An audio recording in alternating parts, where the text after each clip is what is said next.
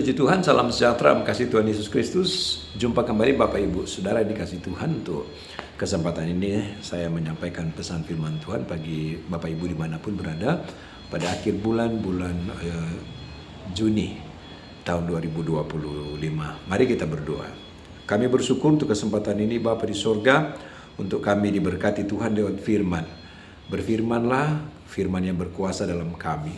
Pakai hamba-Mu dan semua kami jemaat yang mendengarkan. Lewat firman Tuhan kami dikuatkan, kami dihiburkan, dan lewat firman Tuhan kami diingatkan untuk menjadi pribadi yang menyenangkan hati Tuhan. Kami bersyukur, kami akan baca renungkan firman-Mu dalam nama Tuhan Yesus Kristus. Haleluya, amin. Firman Tuhan pada saat ini menjadi perenungan kita dalam kitab Amsal pasal yang ke-24 ayatnya yang ke-10 berkata demikian. Jika engkau tawar hati pada masa kesesakan, kecilah kekuatanmu. Saya ulangi, jika engkau tawar hati pada masa kesesakan, kecilah kekuatanmu. Jemaat yang dikasih Tuhan, dalam menjalani hari-hari kehidupan ini, kita tidak luput dari apa yang disebut pergumulan kehidupan atau persoalan kehidupan, saudara-saudara. Atau saya bisa paralelkan dengan kata di ayat di sini adalah masa kesesakan. Iya. Di mana manusia, Tuhan izinkan kita menghadapi berbagai-bagai persoalan dan pergumulan yang ada di sekitar kita. Kalau kita Petrus berkata sebagai ujian yang datang kepadamu, iya. Atau dalam kitab Yakobus berkata pencobaan-pencobaan yang engkau alami di dalam hari-hari kehidupanmu. Dan hal-hal yang demikian bisa saja membuat sebagian orang tawar hati. Iya. Bisa saja membuat orang dia putus asa. Bisa saja membuat orang kehilangan semangat dan kehilangan gairah. Nah, lewat kitab Amsal ini berkata, jika engkau dalam keadaan demikian, ya, jika engkau tawar hati, maka kecilah kekuatanmu.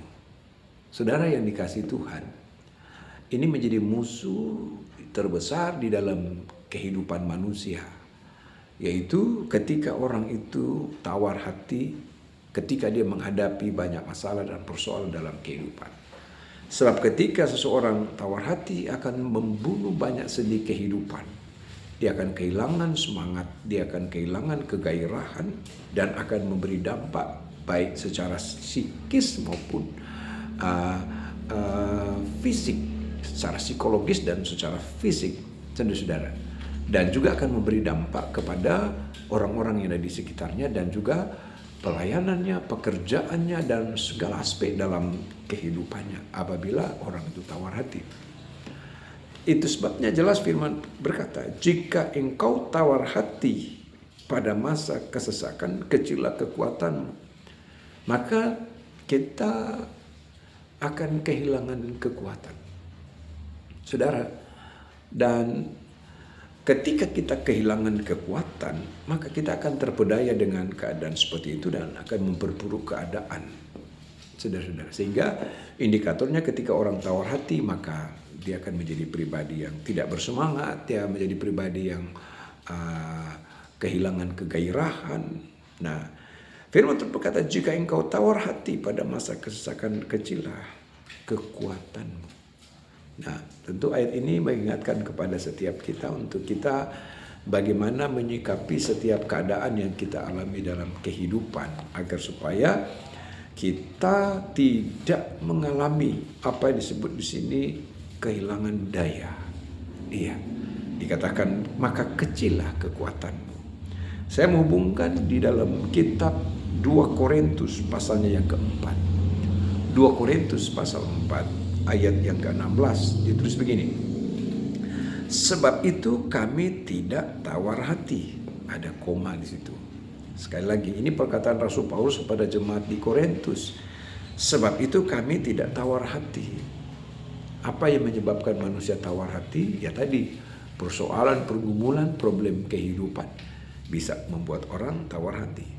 Tetapi bagi orang percaya di dalam kehidupan kekristenan, kita akan melihat apa yang menjadi ajaran Tuhan di dalam kita untuk supaya kita tidak tawar hati. Sebab kalau kita tawar hati maka kita akan kehilangan daya. Iya, kecillah kekuatanmu, dan ketika kita kehilangan daya, maka kita akan terhempaskan. Nah, sebab itu kami tidak tawar hati menghadapi keadaan apapun. Alkitab mencatat ketika Yosua akan meneruskan perjalanan bangsa Israel menuju ke tanah Kanaan. Iya, Yosua menggantikan Musa. Ada poin yang paling mendasar yang sejalan dengan ayat yang kita baca di sini, yaitu supaya engkau jangan tawar hati ketika memimpin bangsa ini menuju ke tanah Kanaan.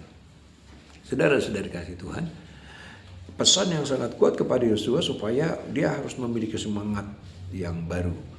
Dia harus memiliki energi terus supaya dia nggak kehilangan kekuatan, karena Allah tahu bahwa Yosua akan menghadapi bangsa Israel yang begitu keras. Allah mengerti bahwa bukan hal yang mudah bagi seorang Yosua untuk memimpin bangsa yang begitu banyak. Iya, untuk menuju ke tanah Kanaan, tanah yang dijanjikan. Dan Allah mengerti beragam problem yang pasti dia akan hadapi. Maka dia harus fokus, jangan kehilangan daya, jangan kehilangan semangat, jangan kehilangan kekuatan. Nah, jangan sampai dia menjadi tawar.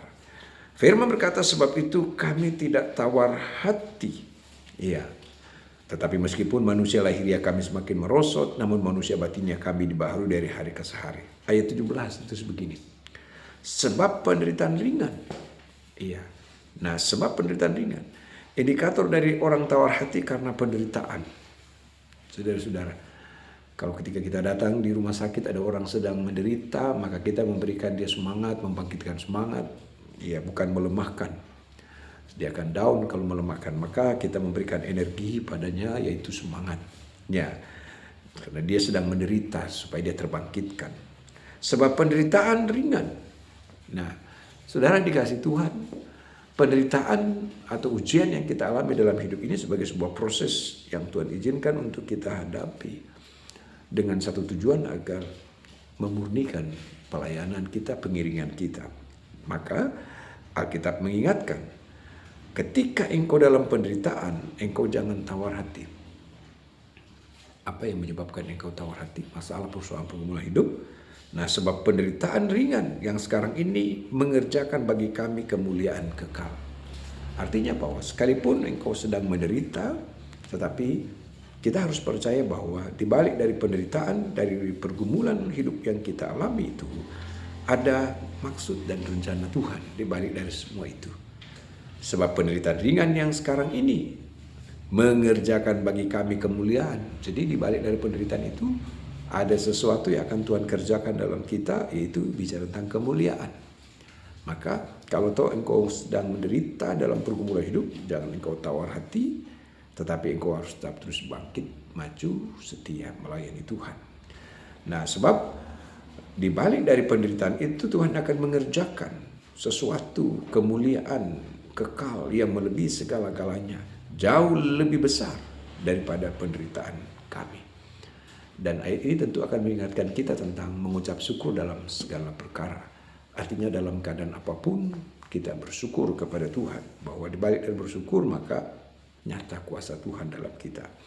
Ayat yang ke-18. Sebab kami tidak memperhatikan yang kelihatan, melainkan yang tak kelihatan. Nah, sebab kami tidak memperhatikan yang kelihatan. Saudara, ketika kita melihat yang kelihatan, maka kita akan kecewa, kita akan merasa sesuatu yang nggak akan memberi kepuasan yang kelihatan. Nah, dan yang kelihatan itu fana, sementara saja. Tetapi yang tak kelihatan, ya, kekal. Maka ketika kita mengalami apa disebut dengan penderitaan, pergumulan hidup dan ujian dalam hidup ini, kita tidak tawar hati dan kita tidak melihat yang kelihatan, tapi kita melihat yang tak kelihatan. Yang tak kelihatan itu apa? Ini bicara tentang tindakan iman, bicara tentang percaya kita kepada Tuhan, keyakinan kita kepada Tuhan bahwa kami melihat yang tak kelihatan, karena yang tak kelihatan itu kekal. Itu bicara tentang kuasa Tuhan yang sanggup untuk menolong dan bekerja dalam kehidupan setiap kita. Itu jaminan dalam firman Tuhan. Nah, ayat 7 di pasal yang sama ditulis begini. Sebab hidup kami ini adalah hidup karena percaya, bukan karena melihat. Puji Tuhan. Ini karakter kekristenan, yaitu percaya kepada Tuhan sekalipun kita tidak melihat. Ya. Alkitab katakan demikian, berbahagialah engkau yang percaya sekalipun engkau tidak melihat.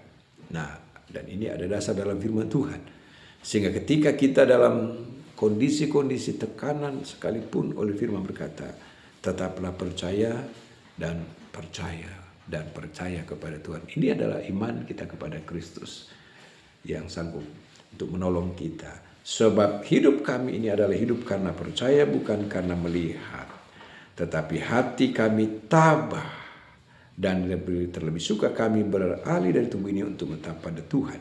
Tapi hati kami tetap tabah. Ini saya paralelkan dengan orang yang sabar. Puji Tuhan, kita yang tetap terus mau tabah dan mau bersabar dalam kondisi setiap keadaan apapun, kita tidak tawar hati. Sebab ketika manusia tawar hati, kecillah kekuatannya, kehilangan daya. Dan ketika kita mau percaya kepada yang tidak kelihatan, yaitu Yesus yang sanggup untuk menolong saudara dan saya, maka dia menjadi jaminan.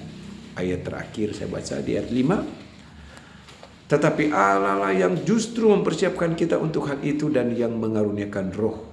Ini bisa tentang pekerjaan Roh Kudus. Dan Roh Kudus itu sebagai jaminan segala sesuatu yang disediakan bagi kita. Puji Tuhan. Saya baca ulang.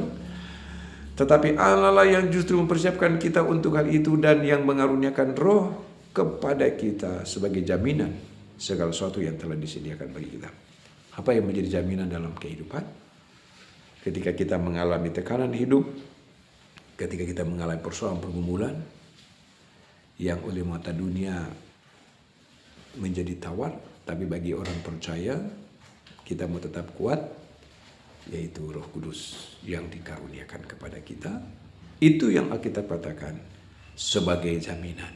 Puji Tuhan, Roh Kudus sebagai jaminan yang menjamin hidup kita. Ketika engkau dalam tekanan kehidupan, ketika kita dalam gelombang persoalan, ketika kita di dalam lembah air mata, ketika kita ada pada situasi titik terendah, kita tidak tawar hati. Karena kita melihat yang tidak kelihatan, yaitu kita mau percaya kepada Yesus yang sanggup untuk menolong setiap kita. Karena Roh Kudus yang diberikan kepada kita sebagai jaminan. Amin. Bukan manusia yang menjamin, bukan orang di sekitar yang menjamin, bukan harta kekayaan yang menjamin, tapi Roh Kudus yang menjamin. Sehingga kita tetap kuat, kita tetap bersemangat, dan kita tetap terus ada di dalam kasih karunia dari Tuhan. Tuhan memberkati Bapak Ibu Saudara jemaat dikasih Tuhan, dimanapun saudara-saudara berada, di minggu terakhir pada bulan Juni 2025 ini. Berkat Tuhan jadi bagian Bapak Ibu dimanapun saudara berada. Tuhan memberkati, mari kita berdoa. Kami bersyukur untuk kesempatan ini buat firman Tuhan yang mengingatkan kami agar kami tetap kuat di dalam Tuhan. Sekalipun ada tekanan, ada persoalan dan pergumulan hidup, kami tidak tawar hati karena kami melihat yang tidak kelihatan, yaitu Yesus Kristus yang selalu ada bersama dengan kami di dalam Roh Kudus yang menjadi jaminan dalam kami untuk kami tetap kuat, sehingga kami tetap terus ada di dalam kasih karunia Bapa. Kami bersyukur Tuhan lawat jemaat Tuhan dimanapun mereka berada mendengar tayangan ini. Adakah yang menjadi persoalan pergumulan mereka? Hamba berdoa, Roh Kudus kuatkan mereka, Roh Kudus mampukan mereka, sehingga dalam segala keadaan terus jadi pribadi yang berkemenangan di dalam Engkau. Kami berdoa bersyukur, serahkan semua jemaat dalam tangan-Mu, dalam nama Yesus Kristus. Haleluya. Amin. Tuhan Yesus memberkati, Bapak Ibu Saudara dikasih Tuhan.